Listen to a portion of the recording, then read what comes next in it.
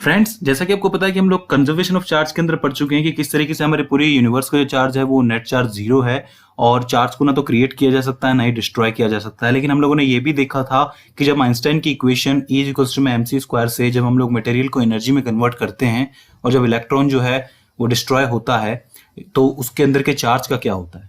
तब हमने कहा था कि वो जो है एक दूसरे पार्टिकल के साथ रिएक्शन करता है जिसे कि साइंटिस्ट ने पॉजिट्रॉन का नाम दिया है, जो कि न्यूक्लियस के अंदर होता है, जो कि इंडिपेंडेंटली नहीं आता हमारे सामने, बट होता ये है कि वो चार्ज के साथ रिएक्शन करता है और एनर्जी रिलीज कर देता है, जिसकी वजह से हमारे यूनिवर्स का नेट चार्ज जो है वो जीरो है, यानी कि कंजर्वेशन ऑफ लॉ बरकरार है। पता है कि ये जो प्रोसेस होती है यहाँ पे दो रिएक्शंस के रूप में होती है। पहली होती है एनिहिलेशन और दूसरी होती है पेयर प्रोडक्शन। आज हम लोग थोड़ी सी बात उनके बारे में करने वाले हैं, दोनों के बारे में। हम लोग बहुत डीपली नहीं पढ़ेंगे, लेकिन ऊपर ऊपर से जानेंगे कि इसके अंदर होता क्या है और कैसे ये पॉजिट्रॉन के साथ रिएक्ट करता है इसका चार्ज और हमारा चार्ज जो है वो कंजर्व्ड रहता है। ये थोड़ी सी एक्स्ट्रा चीज हो जाएगी, थोड़ा सा न्यूक्लियर में चला जाएगा, लेकिन इस इन्फॉर्मेशन को आप अपने साथ रखें क्योंकि आगे जब आप लोग न्यूक्लियर पढ़ेंगे तो आपके लिए बहुत ईजी रहेगा, राइट। तो पहले अगर हम लोग बात कर ले एनिहिलेशन के बारे में, तो इसमें क्या होता है कि ऑब्वियस सी बात है कि जो इलेक्ट्रॉन है वो पॉजिट्रॉन के पास जाकर के उससे रिएक्शन करता है। अब हमें पता है कि जो हमारा इलेक्ट्रॉन होता है उसके ऊपर माइनस का चार्ज होता है और पॉजिट्रॉन के ऊपर प्लस का चार्ज होता है, दोनों ही बराबर होते हैं। और न्यूक्लियर फ्यूजन रिएक्शन जो कि एटम बम्स में होती है या फिर न्यूक्लियर बम्स में होती है, उसके दौरान क्या होता है, ये दोनों पास पास आते हैं। अब हमें पता है कि ये दोनों जो है अनलाइक चार्जेस है तो एक दूसरे को अट्रैक्ट करेंगे, तो ये जितना ज्यादा पास आते हैं उतना ही ज्यादा इनके बीच में अट्रैक्शन बढ़ता जाता है। अब इस अट्रैक्शन की वजह से क्या होता है, इनके बीच में एक बहुत बड़ा कॉलिजन होता है। अब ये जैसे ही ये दोनों एक दूसरे से भिड़ते हैं या फिर कोलाइड होते हैं जाकर के, क्या करते हैं वो लोग कि एक बहुत ज्यादा ट्रमेंडियस एनर्जी बनाते हैं। अब वो जो एनर्जी होती है वो गामा रेस कह लो या फिर उसको फोटोन्स कह लो, राइट। तो मतलब फोटोन्स में एनर्जी होती है हमें पता है, राइट। तो ये दोनों जब जाकर के भिड़ेंगे तो फिर ये एनर्जी बनाएंगे, राइट। ऐसा ही सभी पूरी पूरी इक्वेशन के अंदर होता है, पूरी पूरी रिएक्शन के अंदर होता है। हम कहते हैं कि हमारा जो मैटर है या फिर मटेरियल है उससे हम लोग एनर्जी कैसे बनाते हैं, इसमें नेगेटिव और पॉजिटिव चार्ज जाकर के भिड़ता है, कोलाइड होता है और फिर एनर्जी क्रिएट होती है कुछ इस तरीके से, राइट। तो वो एनर्जी जो होती है गामा रेज या फिर फोटॉन्स के रूप में होती है। अब देखिए, गामा रेज फोटॉन का मैंने नाम इसलिए लिया है क्योंकि ये जो दोनों आपके पार्टिकल हैं, इलेक्ट्रॉन और पॉजिट्रॉन, ये लोअर एनर्जी में है। यहां पे मैंने लोअर एनर्जी की बात की है। अगर यही दोनों पार्टिकल हायर एनर्जी के अंदर हो, मतलब मान लीजिए कि आप लोगों ने एक बहुत अच्छा जो है डिटेक्टर बना लिया, एक बहुत अच्छा जो है एक्सेलरेटर बना लिया, जिससे आप लोगों ने क्या किया, पॉजिट्रॉन और इलेक्ट्रॉन को बहुत अच्छी तरीके से चार्ज कर लिया। जैसे कि आप जानते हैं कि साइक्लोट्रॉन के अंदर क्या होता है, पार्टिकल्स को चार्ज किया जाता है, मतलब उनकी एनर्जी बढ़ाई जाती है। चार्ज करने से मेरा मतलब है एनर्जी बढ़ाई जाती है। तो अगर आप इस इलेक्ट्रॉन और इस पॉजिट्रॉन की एनर्जी बहुत बढ़ा दे, अगर लकीली आपने ऐसा एक्सेलरेटर बना लिया और डिटेक्टर बना लिया, तो हाई एनर्जी में जब इनका कोलिजन होता है तो वहां पर फोटॉन्स नहीं बनते हैं, वहां पर बनते हैं बोसोन्स या फिर मैसोन्स। बी मैसोन्स बन सकते हैं, डब्ल्यू बोसोन्स बन सकते हैं या फिर जी बोसोन्स भी बन सकते हैं। जी बोसोन्स क्या होते हैं, जी बोसोन्स हम लोग इसके बारे में थोड़ा सा पहले पढ़ चुके हैं कि ये वीक न्यूक्लियर फोर्स के अंदर हमें देखने को मिलता है जहां पे ये कैरी करता है चार्ज को, राइट।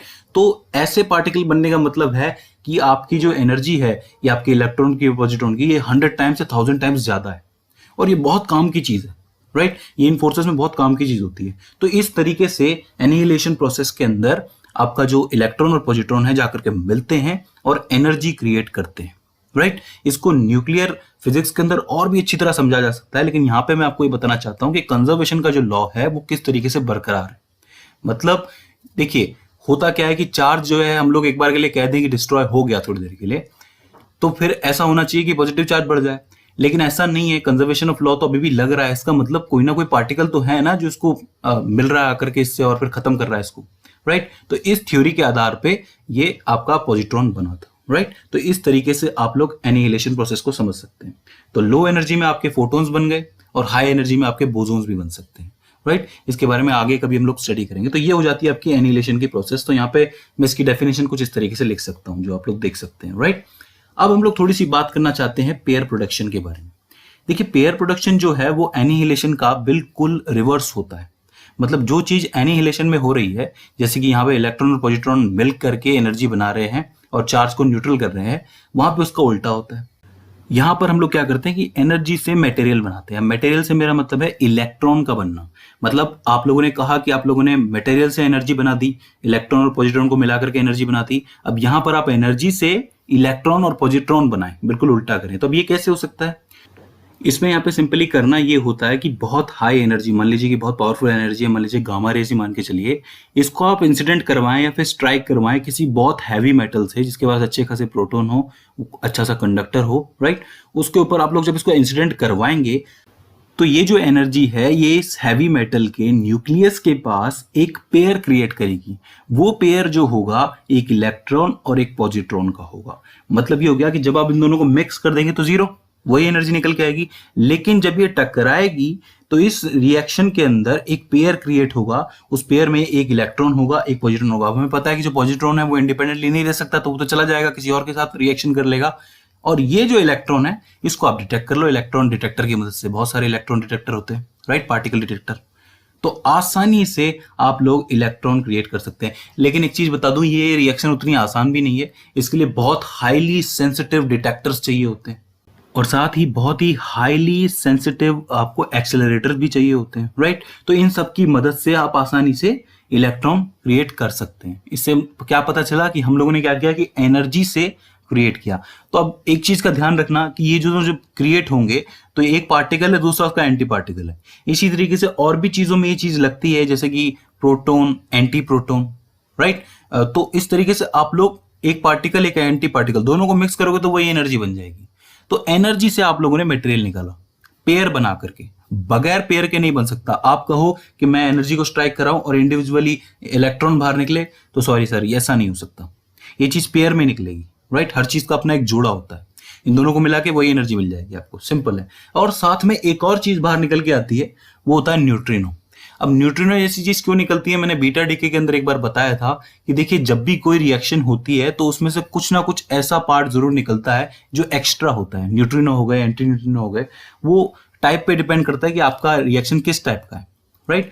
तो इस तरीके से इसमें से भी न्यूट्रिनो बाहर निकलेगा। न्यूट्रिनो एक अलग चीज है, उसके बारे में कभी और बात करेंगे। तो यहाँ पे पेयर प्रोडक्शन में हम लोगों ने क्या देखा कि हम लोगों ने एक पेयर क्रिएट किया जो कि इलेक्ट्रॉन और पॉजिट्रॉन का था। वहीं एनिहिलेशन में क्या किया कि एक पेयर से हम लोगों ने एनर्जी बना ली। तो इसमें बिल्कुल कुछ हार्ड नहीं है, बस ये चीज हमें समझनी थी कि कंजर्वेशन का जो लॉ है वो किस तरीके से सेफ है, राइट। अब देखिए वैसे तो ये छोटी सी में मैंने आपको समझा दिया है, लेकिन इन इक्वेशंस का, इन रिएक्शंस का अपना बहुत मतलब होता है। ये अलग अलग कंडीशंस में होती हैं, लेकिन इनकी बात हम लोग अभी यहाँ नहीं करेंगे। हम लोगों ने बस ये एक सिंपल इसको छोटे से रूप में समझने की कोशिश की। आई होप आपको समझ में आया होगा, ये इन्फॉर्मेशन आपके लिए हेल्पफुल साबित रही होगी। इसके बाद भी इसमें आपको कोई दिक्कत आती है, कोई क्वेरी आती है, कोई परेशानी आती है या फिर हमसे कोई गलती हो जाती है तो प्लीज़ आप हमें कमेंट सेक्शन के जरिए बताइए। तो फ्रेंड्स आज की इस वीडियो में बस इतना ही। See you in the next one.